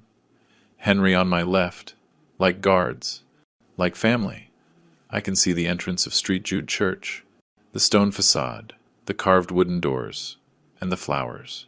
My God, the flowers, huge arrangements, white, lilies, roses, orchids, with purple ribbons, gold, in memory of William Miller. Rest in peace, friend. You were a great man, lies written on silk, spent with my money, to mourn a dead man who is not dead. The door is open. Music comes out. Organ. Ave Maria. The same one they played at Emma's funeral. Rachel thought of everything. I stop at the entrance, right on the threshold. From here I can see everything. The church full, 200 people, maybe 300, all in black, sitting on the wooden pews, and in front, the casket, my casket, black, shiny, sealed, with my name engraved on a gold plate. William Miller, 1950, 2025. 74 years, wreaths around, candles lit, and Robert, my son. First row, sitting next to the casket, black suit, black tie, white handkerchief in hand. He brings it to his eyes, like wiping away tears. But there are no tears. I see his face, dry, hard, waiting for the mass to end, waiting to read the will, waiting to count the money. Rachel is by his side, black dress, but it is not a mourning dress. It is elegant, tight, low cut, with red heels. Red. At my funeral, her hair is loose, perfect makeup, red lips. She doesn't look like a widow. She looks like a model. She smiles, talks to someone next to her, a woman, whispers something in her ear, laughs, softly. At my funeral, Mason is between them, my grandson, with a little black suit, too big, the sleeves hang. He is sitting, still, staring at the casket, confused, scared. He doesn't understand why he is there. Why Grandpa doesn't move? Father Thomas is at the altar, with white robes, raising the host, the body of Christ. The people respond, Amen. They are taking communion at my funeral, eating the body of Christ while my fake body rests in a box. It is time, says Henry. His voice pulls me out of the trance. I breathe deep. Once, twice, 3 times. The air enters with difficulty, as if my lungs were full of water. Lily squeezes my arm. I am with you, Dad, until the end. Henry stands on the other side. And me too, buddy. Let's go. And I start walking, slowly, step by step. The cane hits the marble floor. Tap, tap, tap. The sound echoes, loud, in the silence of the Mass. Some turn around. A man in the last pew opens his eyes, huge, brings his hand to his mouth. A woman sees him, screams, My God, stands up, crosses herself, once, twice, 3 times, fast. Like an exorcism, more people turn. The murmur grows, like a wave. It is him. It cannot be. William, William, he is alive. How? I keep walking, without stopping, looking straight ahead, at the casket, at Robert, who hasn't turned around yet. He is distracted, looking at his phone, hidden in his pocket. Father Thomas sees me. He is coming down from the altar, with the chalice in his hands. He sees me. He drops it. The chalice bounces on the marble floor. Wine spilling. Red. Like blood. He brings his hands to his chest. Crosses himself. Holy sacrament! His voice comes out broken. William. But, Robert said. He cannot finish. Robert hears his name, turns around, annoyed, and sees me. Our eyes meet, 10 feet away. His eyes open, like plates. His mouth, too. Pure shock. He stands up, wobbling. Dad. Rachel turns. Sees Robert. Pale. Then she sees me, and lets out a scream. Sharp, hysterical, like in a horror movie. She stands up abruptly. The pew creaks. Steps back. Trips over her purse. Over her heels. Twists her ankle. Falls. Hitting against the pew behind. Mason screams. Mommy, confused, scared. Robert doesn't move. Frozen. Looking at me, as if he saw a ghost. And maybe I am a ghost. The ghost of his conscience, of his betrayal, of his greed. The church explodes, people standing up, screaming, crying, running towards me. Mr. Miller, he is alive. It is a miracle. Thank God. They surround me. They touch me. They hug me, as if they needed to confirm I am real, that it is not a hallucination. But I only look at Robert, who is still there, paralyzed, white as paper. He has something in his right hand, an envelope, yellow, with seals, the will, the fake one, the one he was going to read after burying me. I walk towards him. The people part, like a sea opening, total silence. Only my steps. Tap, tap, tap, and my breathing, heavy. I arrive in front of him, 6 feet. I look at him. He looks at me and says nothing. Not Dad. Not you are alive. Not thank God. Nothing. Only fear in his eyes. Pure terror. And I see everything. I see the boy I carried. And I see the man who wanted to kill me. And I don't know which one hurts more. I approach the casket. Put my hand on the wood. Cold. Smooth. Shiny. And I speak. Loud. So everyone listens. So the stone walls carry my voice to the last corner. Sorry for the delay. My voice resonates. Strong. Clear. It doesn't sound like the voice of a dying old man. It sounds like the voice of a man who resurrected. The dead man had to come to see who was really crying. Silence. No one breathes. And then, explosion. Screams. Hysterical crying. People running. Hugging me. Mr. Stephen, the ice cream man, crying. Mr. Miller, I thought I had lost you, Mrs. Rose. My neighbor kissing my hand. Miracle. And I hug them. Everyone, because they really loved me. They really mourned me. But then I turn towards Robert, who is still frozen, with the envelope in his hand. I point at it. That paper you have, son. The word son hurts me coming out, like glass in my throat. It is worth nothing, because the dead man. I smile, but it is not a happy smile. It is a smile of justice, of truth, of the end. The dead man is alive, and has a whole lot, to say. Lily appears by my side, stands in front of Robert, and slaps him. Hard, the sound echoes, the mark of 5 fingers turning red on his cheek. This, she says, firm voice, furious, is for our father, son of a bitch.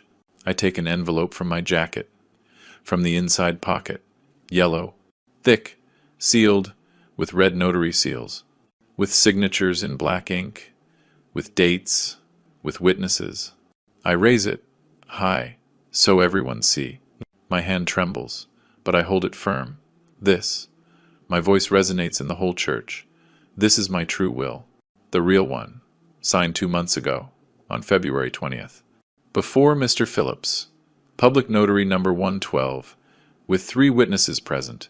Everything legal, everything valid, everything in order. People murmur, confused. Robert turns paler, if that is possible, and then, a voice from the back, I confirm. Mr. Phillips, standing in the last pew, gray suit, briefcase, walks to the front, slowly, with authority. I drafted that document. It is registered, certified, and it is valid before any court. Robert finds his voice. Comes out broken, desperate. Dad, I don't understand. You died. The doctor said that your heart. I laugh. I cannot avoid it. A bitter laugh, dry, without humor. The doctor? You refer to Dr. Henderson?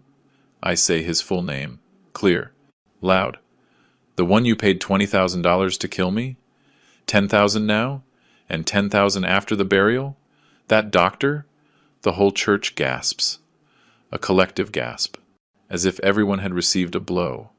Robert shakes his head, frantic, hands in front. No, that is not true. I never. That is a lie? I interrupt him, and I take out another paper. Henry gave it to me this morning. Is this a lie?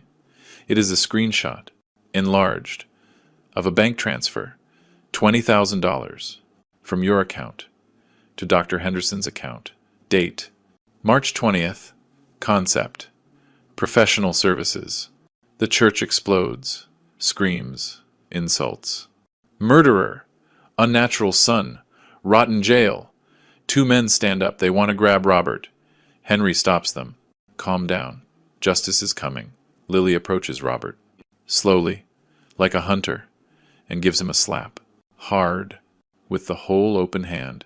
The sound echoes like a shot. Robert brings his hand to his cheek. Red. With the mark of 5 fingers. Teary eyes. But not from sadness. From physical pain. From humiliation. Lily looks at him with pure disgust. This is for our father. Son of a bitch! You killed your own father. You kept me away from him with lies. You made me believe he hated me. That I was the bad daughter, she cries, but doesn't stop. And I believed you. I believed you because you are my brother, because I thought you would never lie to me. She gives him another slap. Harder. Robert falls to his knees. You are a monster. Rachel tries to stand up. Defend herself. Defend Robert. This is ridiculous. William is senile. He is inventing things. Henry appears behind her, puts his hand on her shoulder, hard, pushes her back to the pew. Sit down. Shut up. Your turn is coming, and believe me, it is going to be worse. Rachel looks at him with hate, but sits down, calculating, already thinking of lawyers, of defenses, of how to get out of this. I open the envelope, take out the pages. 5 sheets, printed, with letterhead, with seals. I unfold them. My hands tremble, but I read loud. Clear, so everyone hears. I, William Miller, American citizen, 74 years of age, in full use of my mental faculties, declare null and void any previous will. I keep reading. My voice comes out firmer, stronger. I declare that all my assets, properties, bank accounts, investments, and complete estate will be destined to create the Emma Miller Foundation for Senior Aid, with the objective of helping elderly women and men abandoned by their families, victims of economic abuse, victims of mistreatment, victims of ungrateful children. I pause. Look at Robert, straight in the eyes. To my son Robert Miller, I leave exactly the same thing he left me. Nothing. 0. Not $1. Not a cent. The church roars. Applause. Shouts. Well done. That's it. Robert has his face in his hands, sobbing. But I don't know if they are real tears, or of frustration, of rage, of having lost. Besides, I raise my voice. Everyone goes quiet. The properties sold illegally by Robert Miller, using fraudulent power of attorney, will be recovered through legal process. All money transferred to offshore accounts, specifically in the name of Rachel Miller, will be tracked, frozen, and returned. And Robert Miller and Rachel Miller will face criminal charges for aggravated fraud, falsification of official documents, identity theft, and attempted qualified homicide. The church explodes, total chaos. People screaming, crying. Some try to get to Robert, others to Rachel. Henry and 2 more men surround them, protecting them, not out of kindness, but because justice has to be legal, not a lynching. Grandpa? A little voice. Mason. My grandson. He stands up, confused, scared. Looks at me. Grandpa, are you alive? His voice trembles, breaks, ranks, runs towards me. Among the people, small, scared. I bend down. My knees hurt. Everything hurts. But I pick him up. He is heavy. He has grown. 20 pounds more than the last time. I hug him tight. He buries his face in my neck. Cries. Snot and tears wetting me. Yes, my love, I am alive. Your grandpa is alive. He sobs. But Mommy said you were going to heaven, that you were going to see Grandma, that you were not coming back. I look him in the eyes. Those eyes that look like Emma, my wife. Your mommy lied. Mason, about many things, about everything. But I am here, and I am not going anywhere. Robert kneels, literally, on the marble floor, hands together, like praying. But he doesn't pray to God, he prays to me. Dad, Please, please, listen to me. It was her. It was Rachel. She forced me. She manipulated me. She told me you were suffering, that it was better this way, that it was an act of mercy, he cries. Tears and snot. Ugly. Dad. I never wanted to. I love you. You are my father. Rachel explodes, stands up abruptly, screams at him. What? Coward. Fucking coward. You planned everything. You said it was time for your father to die, that he was already a nuisance, that he was a burden. They go crazy, screaming at each other. Robert, you pressured me. You wanted the money. Rachel, you wanted the inheritance. You signed everything. The church watches, horrified, fascinated, seeing the truth rotting in real time. The main doors open. 2 police officers enter, uniformed, with handcuffs. Rose called them an hour ago. From outside, they walk with authority, with firm steps. One grabs Robert by the arm, lifts him up, roughly, puts his hands behind his back. Click, click, handcuffs. The other does the same to Rachel. She screams, "Let me go! You have no right! This is abuse!" The officer doesn't look at her. Robert Miller and Rachel Miller are under arrest for the crimes of attempted aggravated fraud, falsification of official documents, conspiracy to commit qualified homicide, and elder abuse. You have the right to remain silent. They read them their rights. Complete. While the church watches in silence, Robert turns, looks at me. One last time. Red eyes. Dad, forgive me. Please, forgive me. And for a second, a damn second that destroys me, I see the 5-year-old boy, the one who ran on the site with the rusty nail, the one who asked me for ice cream, the one who told me, when I grow up, I want to be like you, Dad. I see that boy looking at me from those adult eyes, asking for forgiveness, asking for a chance. And something inside me wants to give in, wants to hug him, wants to say, "It is okay, son. Everything is forgiven." But I can't, because that boy died years ago. And the one who remains is a stranger. I breathe deep. I forgave you 1,000 times in life, Robert.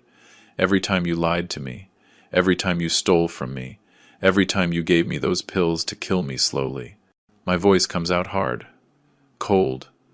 But now I am dead to you, legally, emotionally, completely, just as you are dead to me. The officers take him away. Dad, Dad, please, don't do this.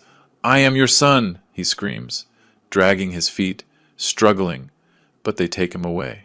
Rachel goes quiet, cold, no longer screaming, already calculating her defense, her lies, her version.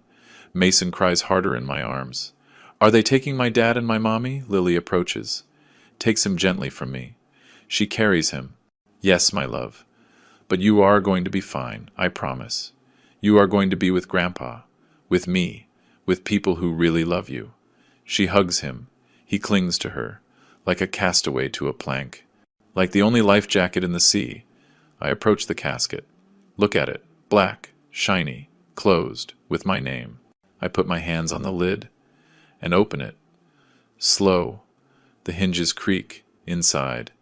Empty, completely empty. No body, no nothing. Only the white silk lining. Empty like my son's promises. I close it. Dry blow. Definitive. Father Thomas. The priest approaches, trembling still. There will be no funeral today. But if you can, pray for my son. Because the one who is dead is not me. It is him. He died a long time ago, when he chose money over his father, and I just realized it. 6 months later, June, summer, I am sitting in the garden of Lily's house, a small house she bought in the suburbs, with a garden, with trees, with flowers she planted, bougainvillea, jasmine, Emma's favorites. Mason plays with a ball, soccer ball, red and white, running barefoot on the grass, laughing, screaming with that high-pitched voice of a happy child. Grandpa, Grandpa, catch it. He throws the ball. I catch it. Badly. It bounces off my hands. My reflexes are not the same. I am 75 years old. But he laughs. And runs to get it, and throws it again, and that laugh. That pure laugh of a child who doesn't carry adult guilt. That smile without sadness, without fear, without confusion. That makes it all worth it. The Emma Miller Foundation is working. Office downtown, Main Street, 3rd floor, with a green sign outside, with a logo, a heart surrounding a house. We have 10 employees, 3 lawyers, 2 social workers, 2 psychologists, an accountant, 2 receptionists, and me, as honorary president. So far we have helped 60 women. 60. Older women kicked out of their homes by abusive children, by greedy daughters-in-law. Women robbed, deceived, forgotten. Women who thought they would die alone on the street. And also men. Old men like me. Who trusted, who believed in their children, who worked 50 years to give them a future, and who paid for that trust with their dignity, with their assets, with their health. We give them temporary shelter, free legal advice, therapy. What I didn't have, but that they are going to have. Robert is in prison, state penitentiary, 10-year sentence, for aggravated fraud, for conspiracy, for falsification of documents, for attempted homicide. Rachel, too, women's prison. 8 years, could have been more. But her lawyer negotiated. They divorced, inside, in jail. She asked for the divorce after 2 months. He signed without fighting. They blame each other, in the hearings, in the appeals. Robert says Rachel manipulated him. Rachel says Robert was the brain. Both lie. Both are guilty. And I don't care anymore. Robert tried to write to me 3 times. Long letters. 5 pages. Handwritten, with shaky handwriting, teary, asking for forgiveness, blaming Rachel, blaming stress, blaming everything except himself, telling me I am still his father, that he loves me, that he made mistakes. I tore them up, all 3, without reading them completely, without finishing them, because I have a son. Biologically, yes, but that son died the day he decided to kill me, and I already mourned him. I already buried him. I already let him go. Mason lives with us. Lily has his permanent custody. Legal, definitive. He goes to child therapy with Dr. Martha twice a week, Tuesdays and Thursdays. He struggles to understand still. He is very young. He is 8 years old. How do you explain to a child that his parents wanted to kill his grandfather for money? You can't. You can only give him love, stability, truth little by little. Sometimes he asks, "Grandpa, why did Daddy and Mommy do that? Why did they want you to die?" And I don't know what to answer. It hurts every time, like a new dagger, because they missed out on my love, because they chose wrong things. Money, greed, instead of family, instead of love. And he nods, without really understanding, because he is 8 years old, but with time, with love, with therapy, he is going to be fine. He is going to heal, I hope.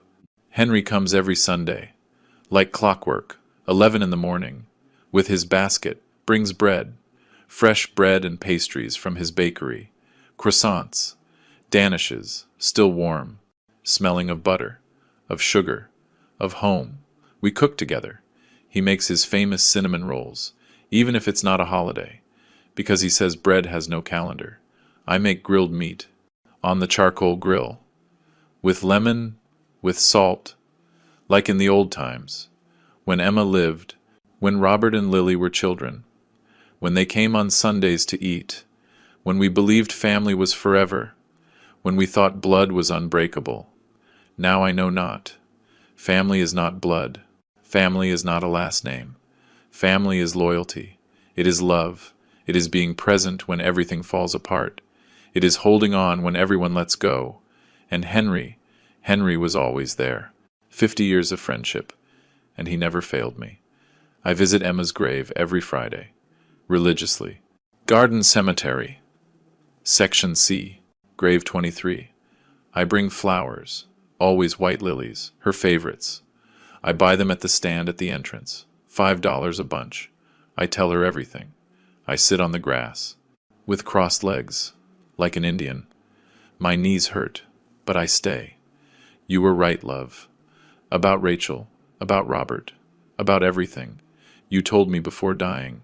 You told me that woman was going to change our son, that she was going to poison him, and I didn't listen to you. Sorry. I cleaned the tombstone with a cloth. Remove the dry leaves, the weeds that grow around. Lily is fine. Very fine. She looks so much like you. Strong, loyal, real, without masks. Mason, too. He has your eyes, those green eyes, and your smile. I wish you knew him now. He is healing.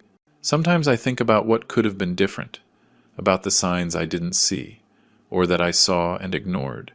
If I had been stricter with Robert, if I had said no more times, if I had not paid for that expensive wedding, if I had not signed that power of attorney, if I had talked more with Lily, if I had called her more often, if, the most useless word in the language, because the past doesn't change, doesn't get erased, doesn't get rewritten, it is only accepted, carried, learned from, and I accept. I accept I lost a son, that the Robert I loved no longer exists, that he died or never really existed. But I also won. I won a daughter who came back, a grandson who is healing, a friend who was always there, a new life, a second chance. It is not the life I imagined. It is not the family I dreamed of when Emma and I got married 50 years ago, but it is the one I have, and the one I deserve. And it is enough. Father Thomas came to visit me 2 weeks ago, appeared without warning, knocking on the door, with his black cassock, his Bible under his arm. Lily served him coffee. We sat in the garden, under the shade of the lemon tree. William, I need to ask you something. He drank his coffee slowly. Have you thought about forgiving Robert? Really, in your heart? I poured him more coffee. I thought before answering. Father, I forgave Robert. Months ago, the day I walked out of his fake funeral, I forgave. For me, not for him. I forgave so I could sleep without nightmares, so I could eat breakfast without nausea, so I could smile, so I could hug Mason without feeling rage poisoning the hug. Pause. But forgiving doesn't mean forgetting. It doesn't mean going back. It doesn't mean pretending nothing happened. It doesn't mean giving him another chance to kill me. He is my son, I told Father Thomas. The words hurt me coming out, and he will always be, biologically, legally, until I die, with the right to protect myself. And that man cannot hug the one who wanted to kill him, cannot sit down to eat with the one who poisoned him, cannot pretend everything is fine when everything is broken beyond repair. Father Thomas nodded, slowly, understanding. God understands. William, forgiveness is not weakness, and boundaries are not sin. He is proud of you, for surviving, for rebuilding yourself, for helping others. I don't know if God exists. Honestly, I don't know, but I know Emma exists, in every flower Lily plants, in every laugh of Mason, in every memory I have, and that is enough for me. Today is my birthday. 75 years, 3/4 of a century. Lily made a cake, chocolate, Emma's favorite, with 3 layers, with caramel filling. Mason decorated, put the candles. 75. We had to buy 2 packs. Henry arrives early, with his bread, with his strong hug. Congratulations, buddy. 75. You are a warrior. He laughs. Although you almost didn't tell it, we laugh. Everyone. Lily brings the cake. We sing. Out of tune. Happy. Make a wish, Grandpa, says Mason. I close my eyes, and I think, I don't ask for Robert to come back. I don't ask for the past to change. I don't ask for revenge. I don't ask for justice. That already happened. I ask for this moment, this table, this laughter, this imperfect but real family. Let it last, as long as it can, until God or life decide to take me. I blow the candles, in one go, with all the air I have in these old lungs. Some go out, others resist. Mason gets closer, blows with me, and between the two of us, we put them all out. We did it, Grandpa. We are a team. He hugs me and I close my eyes, and I feel peace, for the first time in years. True peace, because I understood something that took me 75 years to learn, that life is not fair, that families break, that children betray, that the people you love most can be the ones who hurt you the most. But I also understood that one can die, be declared dead officially, be buried symbolically, be mourned falsely, and still can resurrect, not in body. That one remains the same. Old, tired, scarred, but in spirit, in dignity, in the capacity to trust again, to love again, to build again. And that is the true miracle, not resurrecting for revenge, but resurrecting to live again. And you, if you discovered that someone you love is planning your death, what would you do? Would you confront knowing you are going to lose that person forever? Would you forgive and risk them trying again? Or would you do what I did? Resurrect to show that the truth always comes to light? If this story moved something inside you, leave me your comment down here. Tell me, did you ever trust someone who betrayed you? How did you overcome it? Could you forgive? And if this story made you feel, like and subscribe to the channel. Because every story we tell can save someone from living what I lived, can open the eyes of someone who is being poisoned right now and doesn't know it. Thank you for listening to me, for being here, for witnessing my resurrection. A huge hug from wherever you are. And remember, never is it too late to resurrect. Until the next story.